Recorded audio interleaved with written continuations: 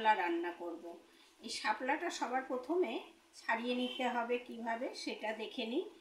আর শাপলাগুলো আমি খুব সহজভাবে হাত দিয়ে ছাড়াবো। দেখুন এইভাবে সহজ পদ্ধতিতে হাত দিয়ে ছাড়িয়ে নেওয়া যায়।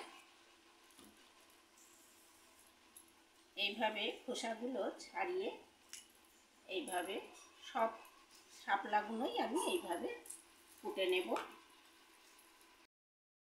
শাপলাগুলো সব ছাড়িয়ে নেওয়ার পরে এবারে আমি ধুয়ে ভালো করে জল ঝরিয়ে নিয়েছি।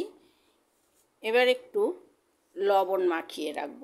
লবণ নিলাম, নিয়ে লবণটা ভালো করে এর গায়ে সবগুলোতেই বেশ যাতে লাগে সেইভাবে ভালো করে মাখিয়ে ঢাকা দিয়ে রাখব 10 থেকে 15 মিনিট। ঢাকা দিয়ে রেখে তারপরে আপনাদের দেখাচ্ছি।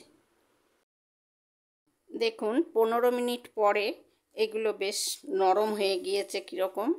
এবারে এইভাবে চেপে চেপে এর চাপ দিলেই জল বেরোবে। এইভাবে চাপ দিলেই জল বেরোবে। এই জলগুলো বের করে দিয়ে চেপে চেপে নিতে হবে। ভালো করে জল চেপে এই জলটা বের করে দিলে রান্নাটা দেখুন কত জল বেরিয়েছে। এই জলটা বের করে রান্না করলে রান্নাটা খুব তাড়াতাড়ি হবে, আর এই শাপলা তরকারিটা খেতেও খুব সুন্দর লাগবে। এইভাবে সব জল বের করে নেব। জলটা চিপে নেওয়ার পরে দেখুন ঠিক এরকম হয়েছে। আর কতটা জল বেরিয়েছে দেখুন, 1 বাটি জল বেরিয়েছে। এবারে রান্নাটা করব। এখানে 2 চামচ মতো তেল দিয়েছি, সর্ষের তেল। আর এই রান্নাটা সর্ষের তেলে করলেই ভালো হয়। দিচ্ছি ফোড়ন, 5 ফোড়ন দিলাম, একটা শুকনো লঙ্কা,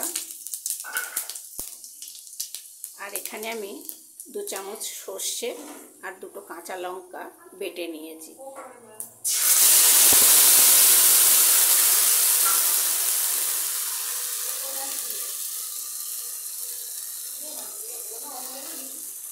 হ্যাঁ,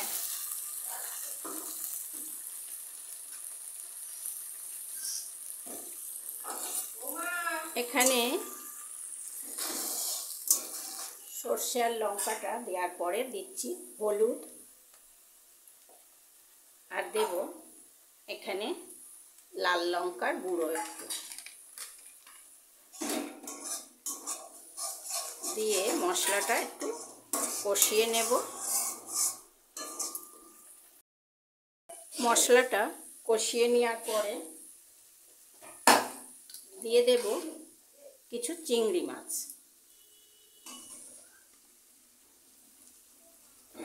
চিংড়ি মাছটা দিয়ে একটু নাড়াচাড়া করে দিয়ে দেব এবারে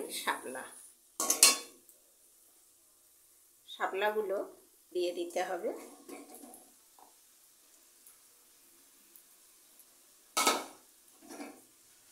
ঝালটা আপনাদের পছন্দ মতো আপনারা দেবেন, কম বেশি। এবার দেব লবণ।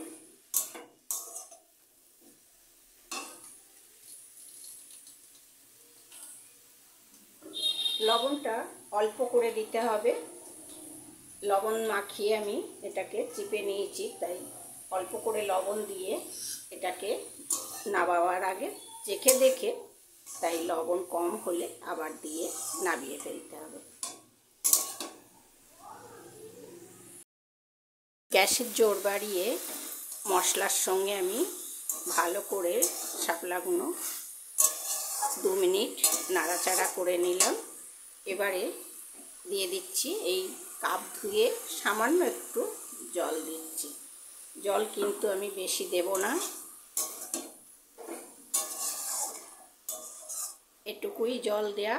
এবারে গ্যাসের জোরটা কমিয়ে ঢাকা দিয়ে কিছুক্ষণের জন্য রান্নাটা করব। 5 মিনিট ঢাকা দিয়ে রেখে দিয়েছিলাম, তার মাঝখানে আমি একটু খুলে নেড়ে দিয়েছি একবার। দেখুন এবারে শাপলাগুলো একদম সিদ্ধ হয়ে গিয়েছে,